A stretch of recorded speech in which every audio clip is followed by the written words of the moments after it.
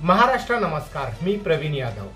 मित्र हो, आजच्या घडीला संपूर्ण महाराष्ट्रभरामध्ये बदलापूरची घटना चर्चेला आली आहे।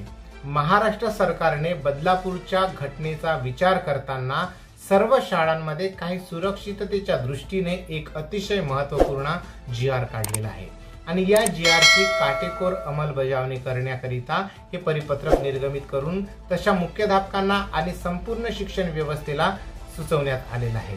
पण हे सर्व करीत असताना काही अडचणी मात्र येतील। उदाहरणार्थ मुलींच्या सोयीकरिता ज्या जी.आर. मध्ये नोंदी केलेल्या आहेत की जसं सीसीटीव्ही असावी, मग सीसीटीव्ही साठी आपल्याकडे आर्थिक तरतूद काय आहे? ज्या सरकारी शाळा आहेत त्यांच्याकडे तर आर्थिक तरतुदीचा फार मोठा प्रश्न आहे, बऱ्याच अशा समस्या आहेत। परंतु हा जी.आर. काढणे तितकाच महत्त्वाचा होता। राज्यातील बऱ्याच शाळांना, सरकारी शाळांना, प्रायव्हेट शाळांनी या मिनिमम रिक्वायरमेंट्स कशा रीतीने पूर्ण करता येतील हे त्या शाळेतील मुख्याध्यापकांवर, शिक्षकांवरची, समाजाची ही जिम्मेदारी आहे, भूमिका आहे। तर हा जी.आर. समजून घेऊया। आवडल्यास नक्की लाईक शेअर करा। चॅनलवर पहिल्यांदा असाल प्लीज सबस्क्राईब करून बेल बटन दाबायला विसरू नका आणि आपले मनोगत मात्र लिहायला विसरू नका। राज्यातील सर्व शाळांमधील विद्यार्थिनींच्या सुरक्षाविषयक उपाययोजनांची काटेकोर अंमलबजावणी करण्याबाबत 21 ऑगस्ट रोजीचा हा महत्त्वपूर्ण जी.आर. आहे।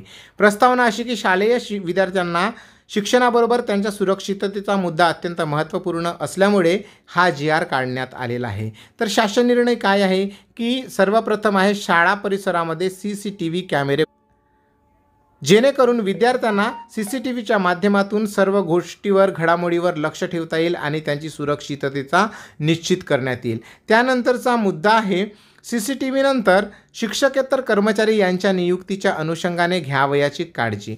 आता ज्या शिक्षकेतर सफाईगार असतील, स्वयंपाकी असतील, अशा जे कर्मचाऱ्यांची नियुक्ती आहे त्यांच्या संबंधाने नियुक्तीच्या वेळेस विशेष काळजी घेणे गरजेचे आहे। त्यानंतर शाळेमध्ये असावी एक तक्रार पेटी। तर या तक्रार पेटी संबंधाने या तक्रार पेटीच्या माध्यमातून विद्यार्थी त्यांना आलेल्या विविध अडचणी हे लिहू शकतील आणि त्या तक्रारी नियमित जर उघडण्यात आल्या तर त्या योग्य वेळी मुख्याध्यापकांपर्यंत, शिक्षकांपर्यंत पोहोचतील।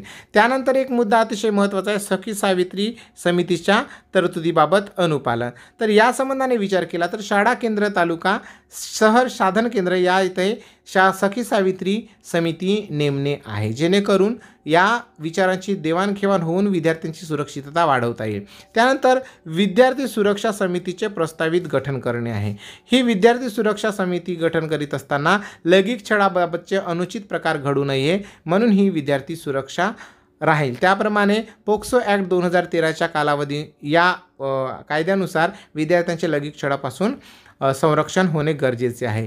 राज्यस्तरीय विद्यार्थी सुरक्षा आढावा समितीसुद्धा नेमण्यात येणार आहे। त्यामध्ये आयुक्त, राज्य प्रकल्प संचालक, शिक्षण संचालक, शिक्षण आयुक्त अशा प्रकारचे आणि सहसंचालक अशा प्रकारचे सदस्य सचिव असतील। तर अशा प्रकारचा एक अतिशय चांगला जी.आर. सरकारने काढलेला आहे। व्हिडिओ थोडा मोठा झालेला आहे, परंतु तुम्ही बघा, एकमेकाला शेअर करा आणि आपापल्या शाळांमध्ये, आपापल्या गावातील शाळांमध्ये ह्या सगळ्या गोष्टी करण्यास तुम्ही मदत करा, भाग पाडा, जेणेकरून समाज आणि शाळा या दोघांच्या मदतीने अतिशय उत्तम रीतीने आपल्याला शाळेचं व्यवस्थापन करता येत असेल। तर मंडळी, आता इथेच थांबतो। अशा प्रकारच्या विविध अपडेटेड बातम्याकरिता चॅनलला प्लीज सबस्क्राईब करा। आवडली असेल लाईक शेअर करा। धन्यवाद। जय महाराष्ट्र।